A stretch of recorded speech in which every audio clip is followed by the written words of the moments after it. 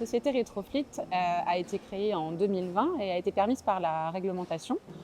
En effet, depuis cette date, l'activité de rétrofit de véhicules, donc de conversion d'un autocar ou d'un véhicule thermique en véhicule d'une autre énergie, pour nous l'électrique, a permis la naissance de la société. Rétrofiter un véhicule, c'est lui donner une seconde vie en électrique, c'est le faire durer dans le temps en le faisant devenir vertueux. Aujourd'hui, chez Retroflit, on a une croissance qui est déjà exponentielle si on compte les quelques unités qu'on a livrées en 2023, les près de 50 véhicules livrés en 2024, pour arriver à plusieurs milliers dans quelques années. Écoutez, ici vous vous trouvez donc dans les établissements de la société Besset, qui aujourd'hui intervient comme installateur pour le compte de Retrofit sur donc des véhicules rétrofités. Écoutez, là on est devant un véhicule qui est quasiment terminé, en fait, dont le process est complètement fini. Donc entre le moment où le véhicule arrive chez nous et le véhicule repart, c'est un mois.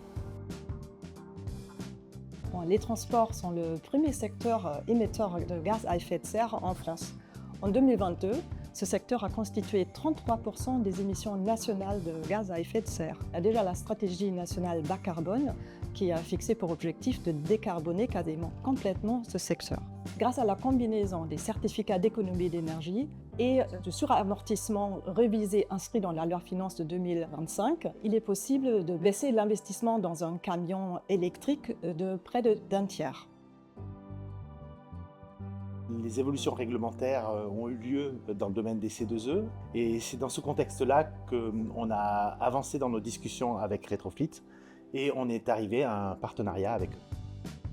Aujourd'hui, ça s'est traduit avec EDF par la conclusion d'une convention pour optimiser la prime C2E pour nos clients. C'est-à-dire que le financement obtenu n'est pas pour nous, société Retrofit, mais simplement pour permettre l'accès de manière plus large et plus rapide à la décarbonation des flottes. Tout d'abord, il m'a paru que ce partenariat est assez naturel parce qu'on a un intérêt commun pour la décarbonation par l'électrification. Ce qui m'a impressionné également, c'est que Retroflit est dans une logique d'économie circulaire. Ce que j'ai trouvé également très intéressant, c'est cette recherche de solutions simples, reproductibles et qui vont le minimum modifier les autocars et les autobus qui sont transformés. Donc là, voilà, on a un véhicule terminé.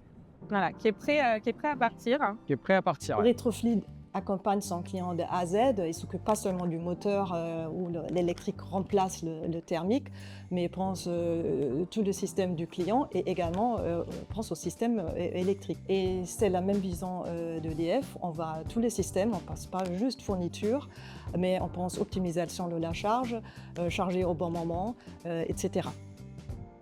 Trouver un partenaire qui avance dans la même direction nous semblait être le sens de l'histoire. Et donc un partenariat avec EDF, c'est comment présenter naturellement à nous pour avoir la décarbonation globale du couple mobilité-énergie.